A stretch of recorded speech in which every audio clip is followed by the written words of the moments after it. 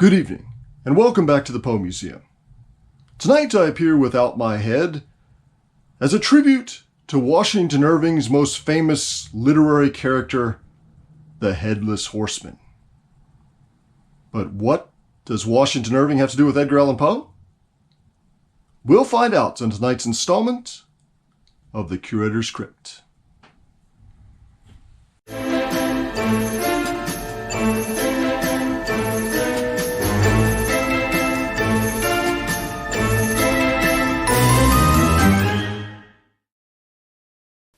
So here it is, the Poe Museum's latest acquisition. It's a letter from Edgar Allan Poe to the titan of American literature, Washington Irving.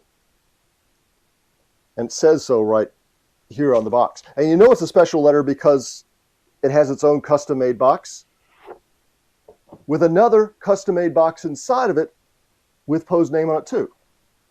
And inside of that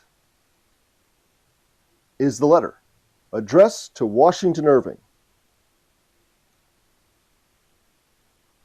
And here it is, dated October 12th, 1839. To put that into context, Poe is 30 years old. He's born in 1809. Washington Irving was born in 1783, so he's basically Poe's father's age.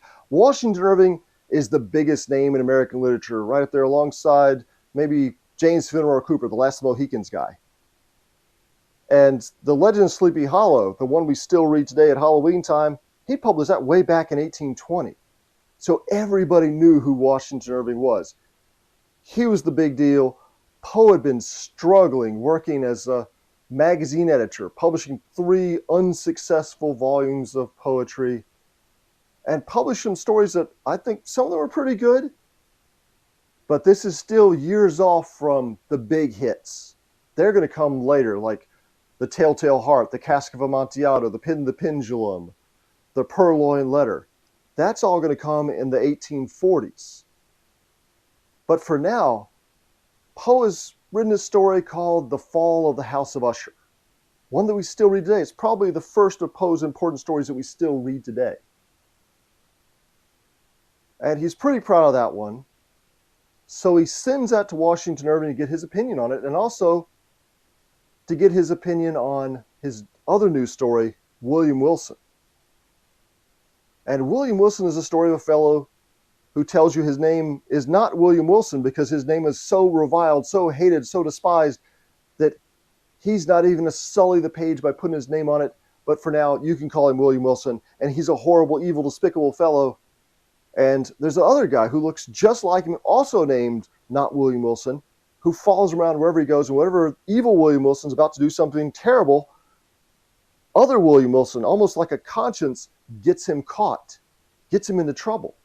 So from the perspective of evil William Wilson, good William Wilson is evil.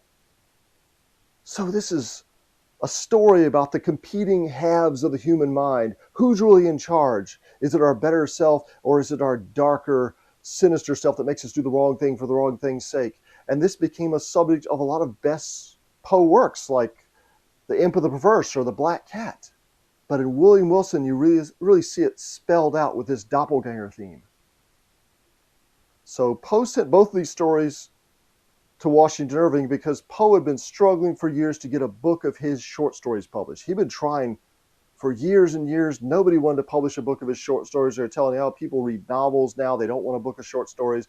Finally, Poe got a publisher willing to print a collection of pretty much everything he'd written called The Tales of the Grotesque and Arabesque.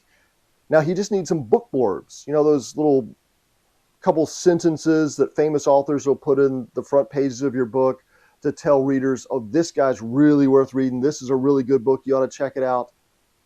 So when Poe wants a famous author to endorse his book, he writes pretty much the most famous author out there, Washington Irving. And that's what this letter is. He's saying, check out William Wilson here. Let me know what you think about it. I need your comment to include in my new book. So what did Washington Irving think of Poe's new book? What did he think of Poe's stories?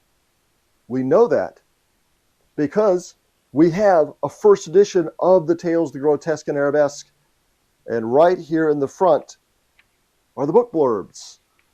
And you'll notice first thing, The first blurb is by John Pendleton Kennedy. He's before Washington Irving. Apparently, the publishers thought Kennedy was a bigger name than Washington Irving.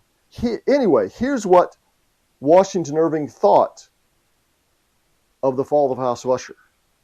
I am much pleased with a tale called The House of Usher, and should think that a collection of tales equally well written could not fail of being favorably received. Its graphic effect is powerful. But what did he think of William Wilson? He actually preferred William Wilson. He wrote to Poe that he thought William Wilson was the better tale, that it was more suggestive, that it left more up to the imagination. So this is what he wrote here. I have read a little tale called William Wilson with much pleasure.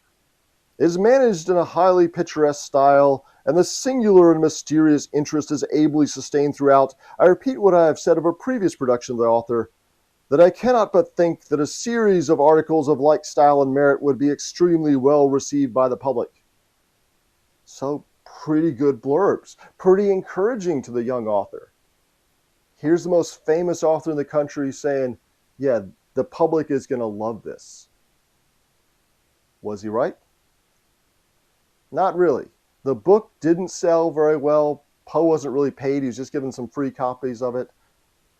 And it didn't make his mark. But I think that Washington Irving did encourage him, inspire him to keep writing short stories, to try to be more subtle and to explore the realms of the psychological like he does in William Wilson. And as I mentioned earlier, it's really just a few years before he wrote the big hits for which we know him today. But what did Poe think of Washington Irving? Well, Poe wrote some long and generally favorable reviews of Irving for the Southern Literary Messenger. And he also wrote an article called Autography, where he pretends he can analyze handwriting, and he analyzed Irving's signature and said he had the handwriting of a common clerk, sort of unworthy of a great author. But privately, Poe did write to a publisher, and he said that Irving was overrated. That sure, he was, one of the first great American authors, and he's probably among the best American authors, but that doesn't mean he really holds up on a worldwide stage.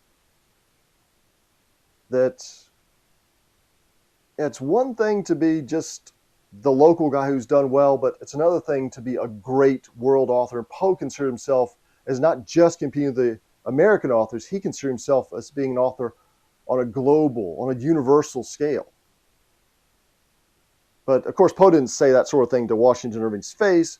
He wrote him after this, even asking him to send some short stories to his magazine. He thought that that would help sell the magazine if it had some Washington Irving short stories in it.